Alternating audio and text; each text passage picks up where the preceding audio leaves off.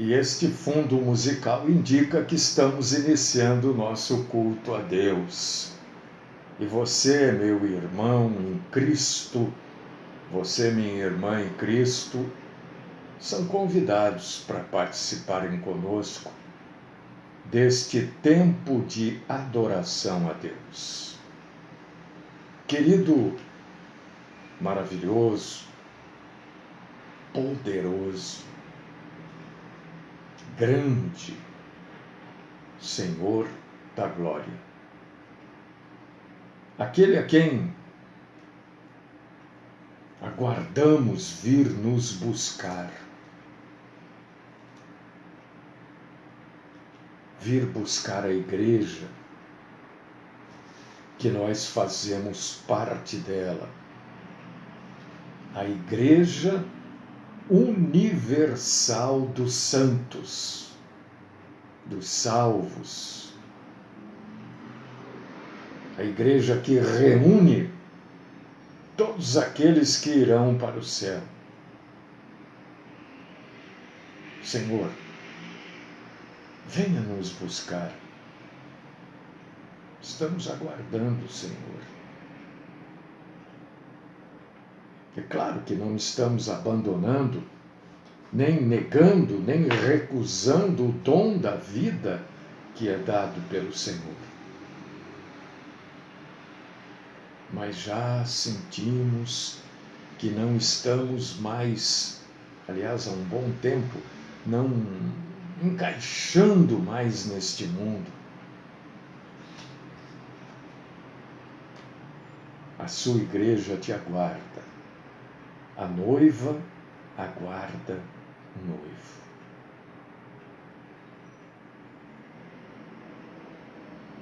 Até que isso não aconteça,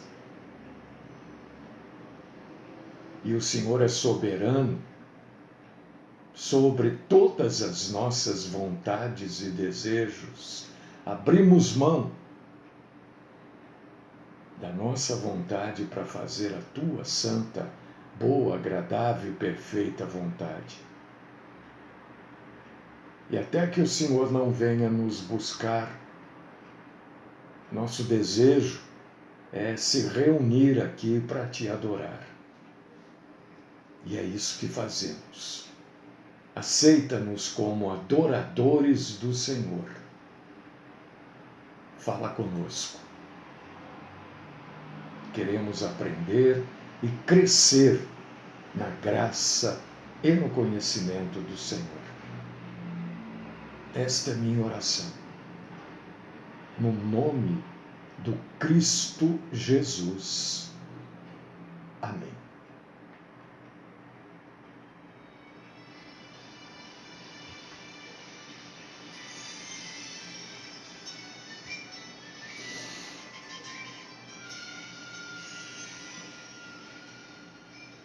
Bom, nós estamos aqui na véspera do dia que Jesus entregou a sua vida para que a gente pudesse estar aqui. Nós só estamos aqui porque Jesus deu a sua vida voluntariamente para que a gente pudesse estar aqui, para nós sermos salvos. E estamos na véspera que Jesus morreu e a Bíblia conta a história, fatos históricos. E eu sempre gosto de salientar isso, né? As crianças, quando vão para a escola, aqui no Brasil, aprendem descobrimento da América, né? Descobrimento do Brasil, né? Assim, lá em Israel se aprende isso que está na Bíblia. Isso aqui que nós vamos falar hoje A parte histórica, é claro, é ensinado na escola, por professores. Entendeu? Aqui é Pedro Álvares Cabral, Santa Maria Pintinina, Pero Vaz de Caminha, não é? É a nossa história. Lá é isso que nós vamos falar hoje. Dentre outras tantas coisas que se ensina por lá e que se ensina por aqui também. E hoje nós vivemos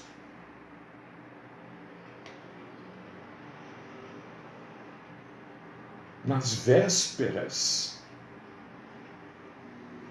de uma data extremamente comercial. Aqui no Brasil, eu não quero falar dos outros países, mas é também, né?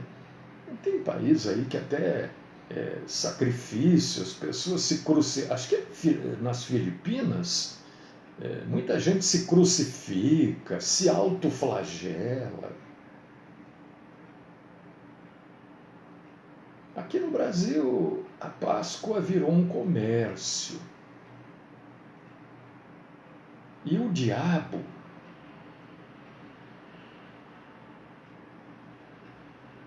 ele tenta, e algumas vezes consegue, porque as denominações são abarrotadas de pessoas incautas.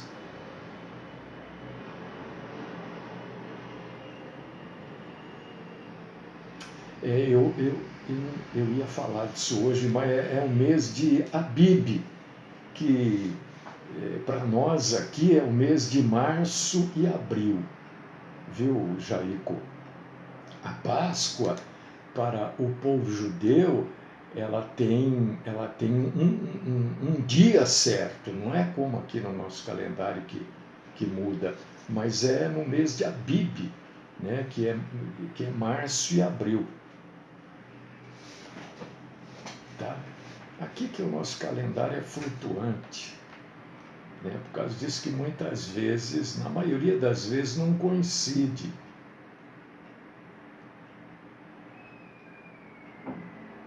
E o diabo, o que ele quer?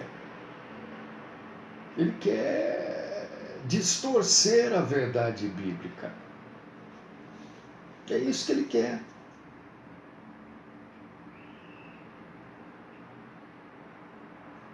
E ele consegue, muitas vezes. A Páscoa é uma das formas que ele usa, né, que é as pessoas usam a Páscoa, que é um negócio, que é um evento judaico. As pessoas usam isso até no meio evangélico, porque infelizmente o meio evangélico brasileiro é um desastre. É um desastre. Eu tenho já um bom tempo a esta parte, eu tenho evitado, eu evito mesmo. Eu não falo que eu sou o pastor. Né? Não falo. Mas por que você não fala? Você tem vergonha? Não, absolutamente. Talvez algumas pessoas tenham vergonha que eu seja pastor, não sei. Eu nunca neguei o meu passado, não foi um passado bonito aos olhos de Deus, eu nunca neguei e nunca vou negar. Mas eu não falo que eu sou o pastor por receio de ser comparado a esses mercenários da fé, a esses estelionatários da fé. Esse é o meu receio. Eu quero que as pessoas saibam que eu sou o pastor, mas eu não fico dando golpe em ninguém, não. Golpe de pix, golpe de caridade, golpe de lencinho. prometendo o que Deus não prometeu. Isso não é mérito. Eu quero que você entenda que eu não estou falando isso para dizer que eu sou meritório absolutamente. Não tem mérito nenhum. Todo pastor deve ser assim. Mas, infelizmente, a grande maioria não é.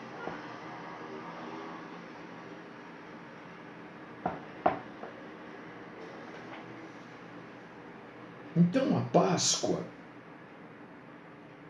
virou o que aqui? Virou o quê? A Páscoa virou ovo de Páscoa, chocolate. Ovo de Páscoa que os pais, o comércio, a indústria diz para as crianças que o ovo de Páscoa foi botado por coelho. Até onde eu sei, né? Eu posso estar errado também, mas coelho nunca botou ovo. Muito menos de chocolate, né? A Páscoa, na verdade, meu queridíssimo irmão e queridíssima irmã, é um símbolo de amor. Se a gente for ler sobre a Páscoa, e a gente vai falar aqui, lá em Êxodo, a gente vai ver que a Páscoa é amor, é o cuidado, Páscoa é a proteção de Deus. Quando o povo de Deus, os judeus, não perca isso de vista. Goste você, aceite você, concorde você, né? O povo de Deus são os judeus. O povo de Deus são os gentios salvos em Cristo. Mas aqui nós estamos falando do povo judeu, povo hebreu. Quando o povo hebreu estava escravo no Egito, a Páscoa foi estabelecida como um sinal do sangue do Cordeiro.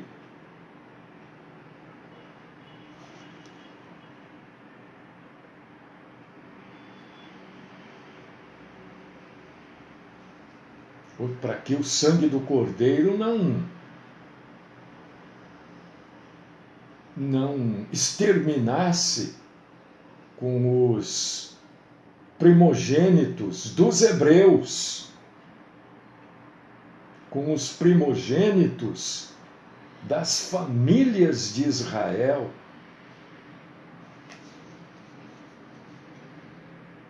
Duas condições foi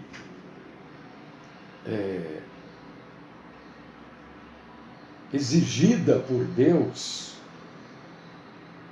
para que o anjo da morte não tem nada de ovo, não tem nada de bacalhau, né? Ontem eu já vi, eu estava no YouTube e eu já vi ali o pessoal anunciando bacalhau, não sei qual a relação, né? Mas tudo bem, né? Tem gente que não come carne na sexta-feira. Eu não como porque o dinheiro está curto demais, mas não porque é sexta-feira. Né? É exatamente isso, Edjalma. Você fala que você é crente, a ideia que se tem da gente é que nós somos dessas denominações onde todo mundo engana e é enganado. É a ideia que se tem. E então ele entendeu? O que vai fazer assim? É uma maneira de perseguir, né?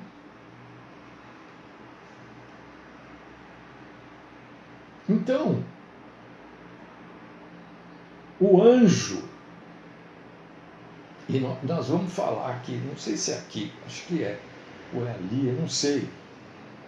Eu estou com um problema aqui, porque eu escrevi, e quando eu fui imprimir, a impressora falhou aqui, então está difícil de ler as coisas que eu escrevi.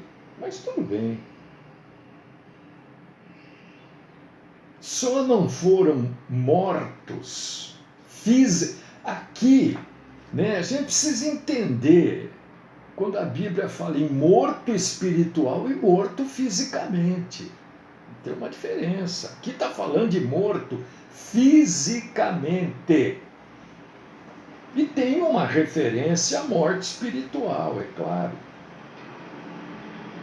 Mas só não foi morto aqueles primogênitos que faziam parte, presta atenção nisso. Não existia igreja, Jesus ainda não tinha nascido, né? Mas na onisciência de Deus, só não seriam mortos aqueles que já iriam fazer parte da Igreja Universal dos Santos. E eu vou explicar isso para você. Calma, calma. Do mesmo jeito que aconteceu anteriormente na Bíblia, quando do dilúvio, só vieram para dentro da arca, só foram salvos Noé e sua família, aqueles que estavam dentro da arca. E o que era simbolicamente a arca? Aqueles que estavam salvos em Cristo, na ressurreição, para viver a vida eterna, dentro do princípio da cruz, é claro. Espera aí que você já vai entender. Então, para não ser atingido pelo anjo da morte, era necessário que a família ficasse reunida dentro da casa, né? E este aspecto de ficar reunida já é sombra, como tudo no Velho Testamento é sombra daquilo que iria acontecer no Novo. Então, as famílias judaicas dentro das suas casas já estavam prefigurando a comunhão com Deus e com os irmãos.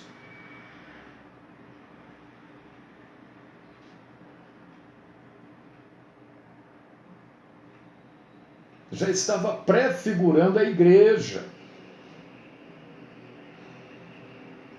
Você vê que não ficou todo mundo na mesma casa. Cada um ficou na sua casa. Então você está vendo quando eu afirmo aqui categoricamente que igreja não é prédio. Igrejas são pessoas. O prédio tem lá, igreja não sei o quê. Se estiver vazio, não é nada. Não é nada, é um prédio. Você está entendendo isso? Estou me esforçando. Se você não estiver entendendo, você tem que me falar. Então, ter o sangue do cordeiro no umbral da porta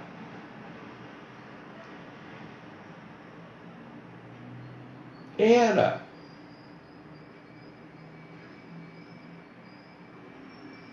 obedecer, como diz aqui o Edgar, a cobertura preciosa do sangue do nosso Senhor Jesus Cristo. Mesmo Jesus não tendo nascido, eles não sabendo, para Deus isso representava o sangue de Jesus derramado.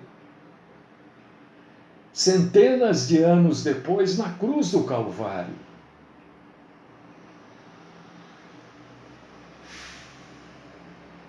Representava a cada obediente na época,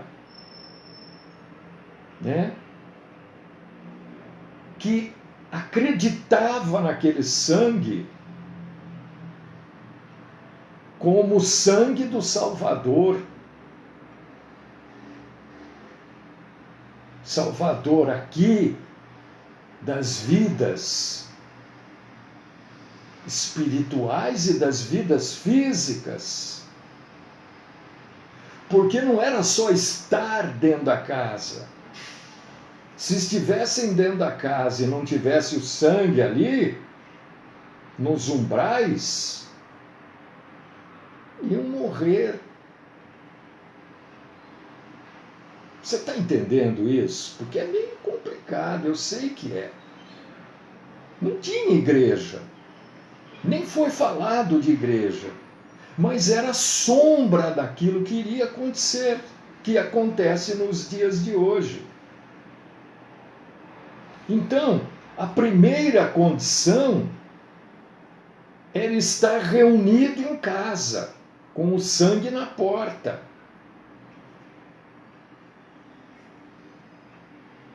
E a segunda condição era acreditar que aquele sangue não levaria à morte os primogênitos das famílias. Eram as condições básicas.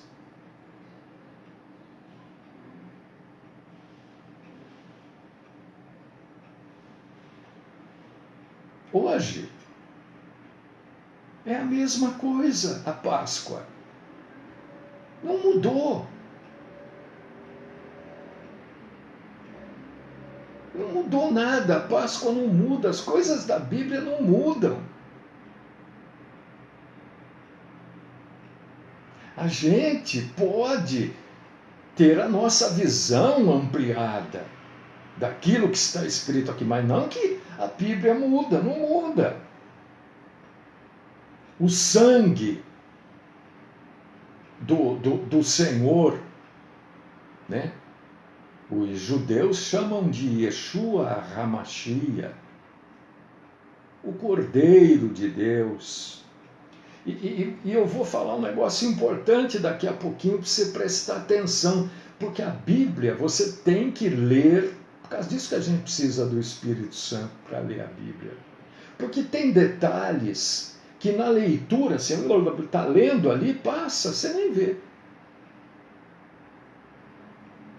Mas eu vou alertar você para um detalhe aqui.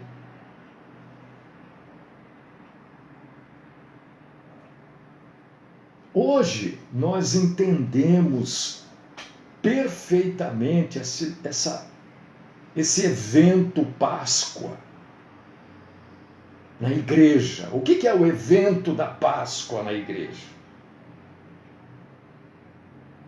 É o Cordeiro Santo de Deus como a proteção e a purificação dos nossos pecados. Não tem nada a ver com ovo, coelho, bacalhoada, não tem nada a ver. Não comer carne, não tem nada, absolutamente nada a ver.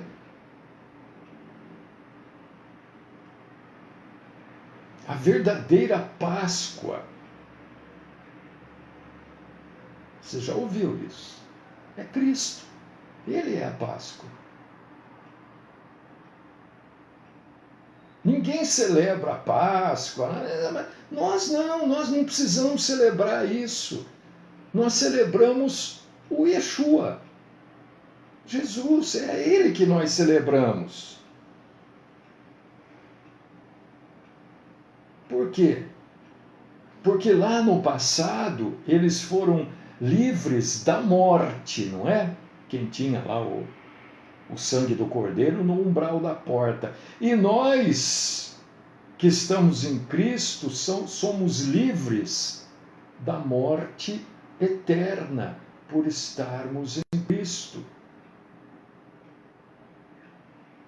Do mesmo jeito que eles precisaram do sangue nos batentes das portas, nós precisamos hoje do sangue do nosso Senhor Jesus, o Cordeiro,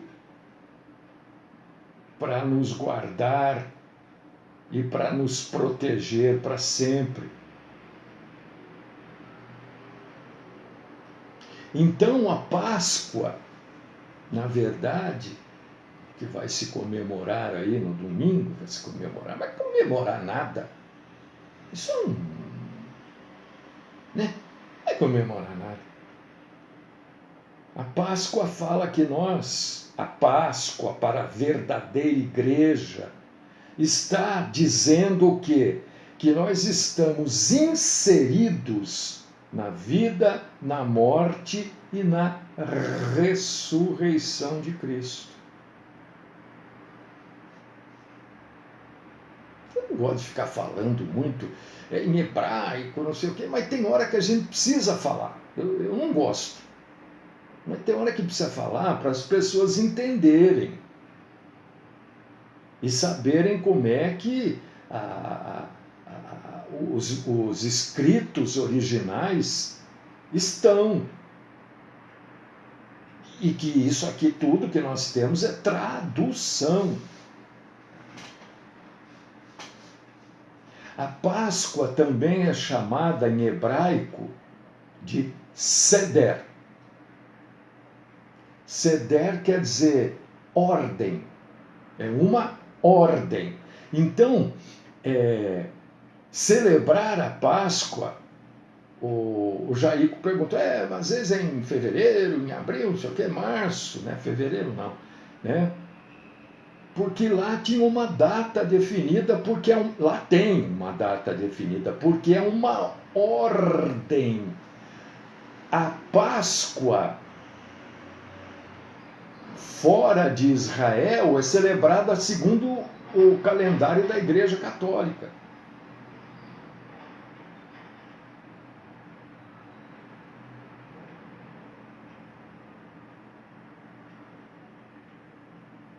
Não queria entrar nessa...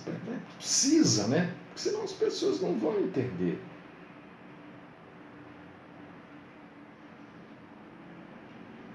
Quero ver se eu consigo pular isso, viu?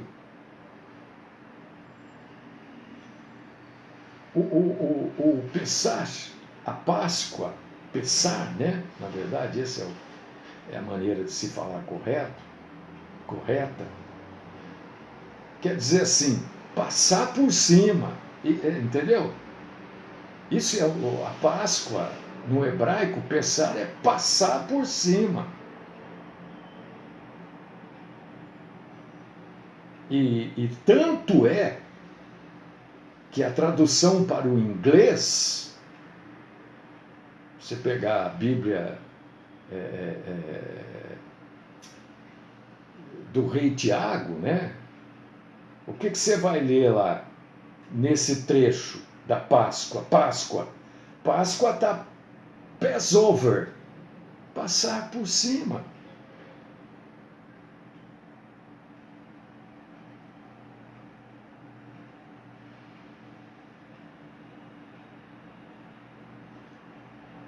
E Deus, quando depois tira aquele povo do Egito, Deus... Ontem eu estava mexendo aqui, eu tenho um rádio aqui, de vez em quando eu mexo, porque eu preciso me inteirar das coisas, né? Eu estava mexendo, tinha uma moça, não sei, uma voz assim de uma pessoa, uns 30 anos, 35, venha hoje à noite aqui na igreja fulano de tal,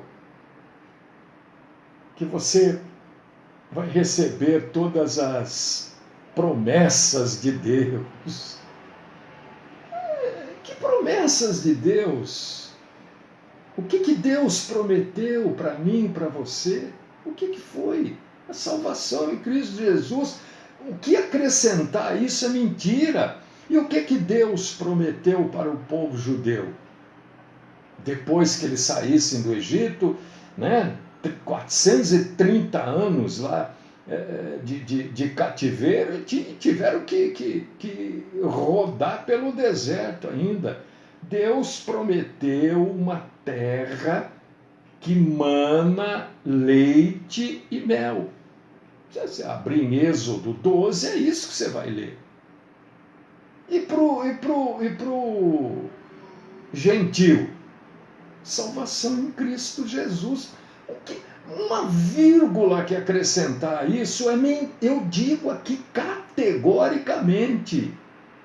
E falo, olha, estou falando aqui. Quando alguém falar as promessas que Deus tem para você, você fala, você pode me mostrar essas promessas na Bíblia?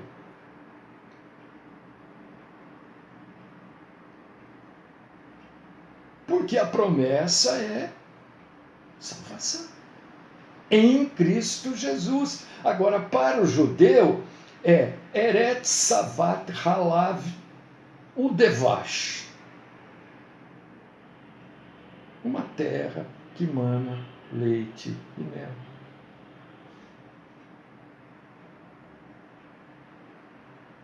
E aí, os primogênitos do Egito foram mortos, né? Agora tem um negócio interessante aqui na Bíblia. Muito interessante. Eu não sei como é que está na sua. Eu vou falar para você como é que está na Bíblia. Não é a Bíblia, é claro, né? Não é esse o nome, mas no hebraico. Está assim. Êxodo capítulo 12, versículo 3. Muita atenção nisso. Por causa disso que é importante, às vezes, a gente mostrar como é que está lá, falar do jeito que está lá. Então também tenho um pouco de paciência, porque eu também não sou fluente no hebraico. Meu Deus, longe disso, né? E quanto menos você fala, mais você vai perder a habilidade, né? Então, Deus falou da seguinte forma: Ishe lebet avot sem labait shemot. Foi isso que Deus falou. O que quer dizer? Está aí em Êxodo 12, 3. Um cordeiro homem para cada casa. Um cordeiro para cada família. Olha só o interesse. Olha só o detalhe agora. Êxodo 12, 13. Eu estou falando aqui num hebraico bem sofrível, para você pelo menos ter o som do que é o hebraico, né, do que é o árabe, que às vezes, para quem não conhece, confunde. No hebraico, o termo macho é zahá e fêmea nekevá. E no texto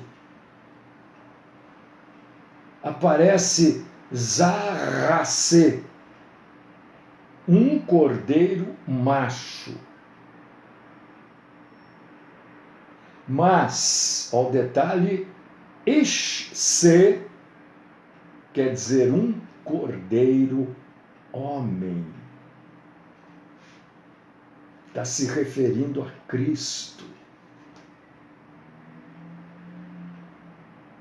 Quando traduzem para português, é dificílimo. Como é que vai fazer uma tradução? Como é que vai colocar em português um cordeiro homem? Mas eu estou te explicando. Então coloca-se um cordeiro macho, não uma fêmea. Está vendo quando eu falo? Olha, pastora não existe, porque tudo é ligado ao macho.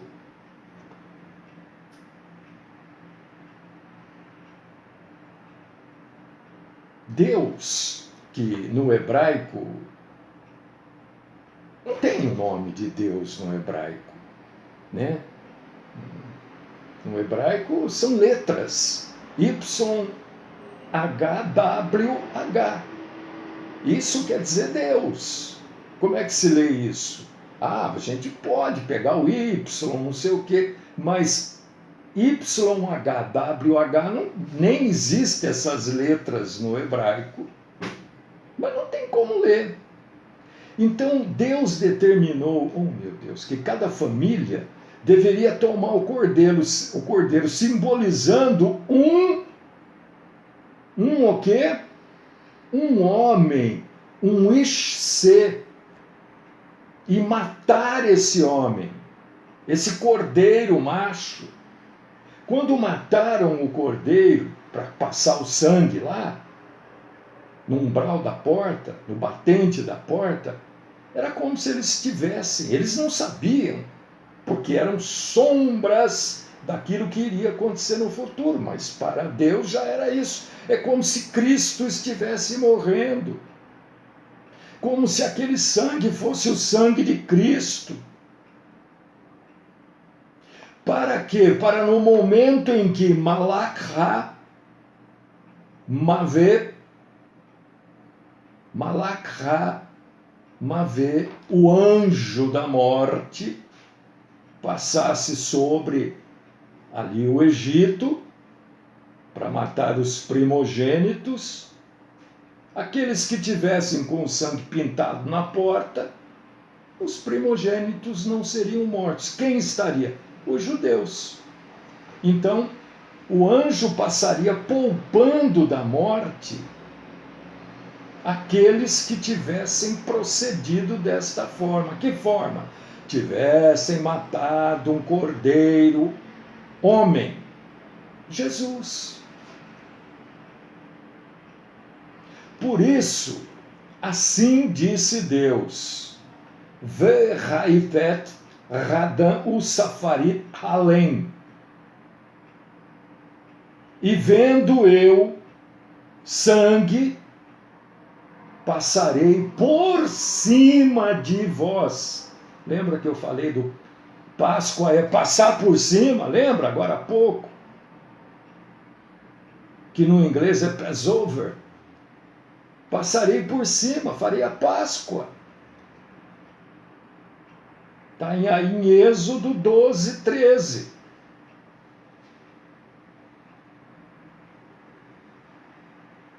O que agora vem, olha gente, se passar uns minutinhos, sinceramente, vocês não podem perder isso. Não. Eu vou falar um negócio, não pergunte, espere eu terminar o que eu vou falar. Pra você entender, que às vezes a gente fica ansioso para perguntar e não entende. Ah, meu Deus. Não é nova revelação, não é nada. É só, não digo que a gente vai entendendo as coisas. Espiritualmente falando, até os espiritualmente falando, até os primogênitos dos filhos de Israel foram mortos. Espiritualmente falando, não fisicamente. É aí que está a grande lição. Todos os primogênitos, judeus como egípcios,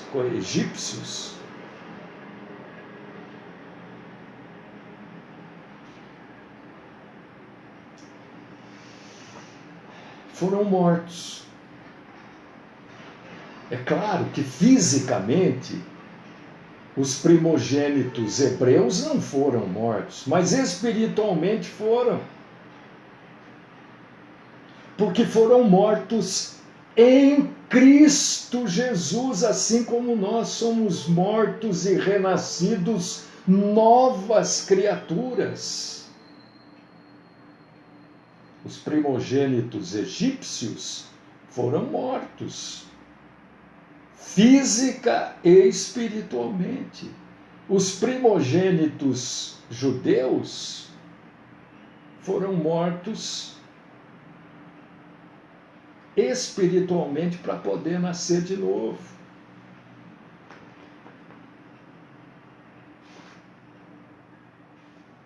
Isso é Páscoa, gente. Ah, eu não concordo com... Tudo bem. Você não quer concordar, não concorde. Não tem problema. Se eu não concordar, o que eu vou fazer? Eu não soube explicar. Estou tentando explicar aqui.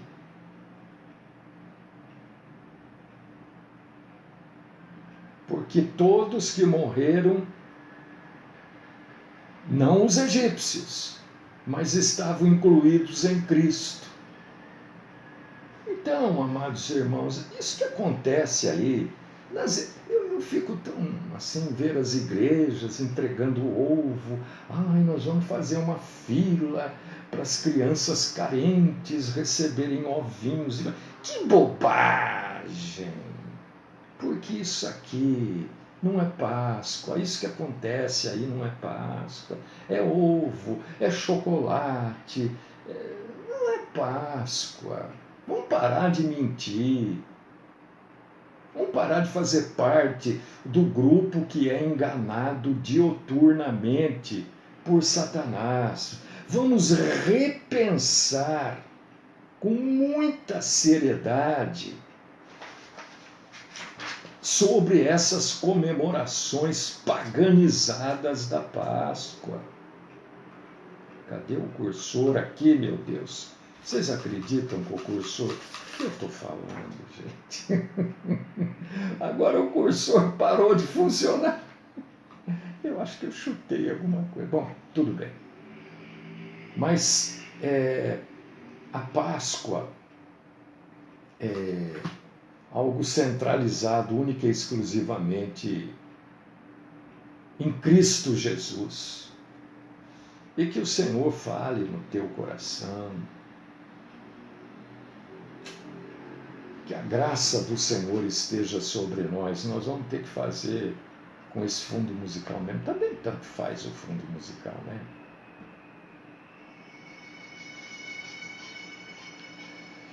Deus querido e Pai Todo-Poderoso, o Senhor sabe que não faltou esforço, né? Mas eu tenho muitas falhas ainda, muitos desejos que não deveria ter, mas eu tenho. Tem compaixão de nós. Tem compaixão. Tem compaixão, Senhor, daquilo que é chamado hoje igreja, daquilo que tem placa de igreja, porta de igreja, tudo de igreja, mas não é igreja. Tem misericórdia.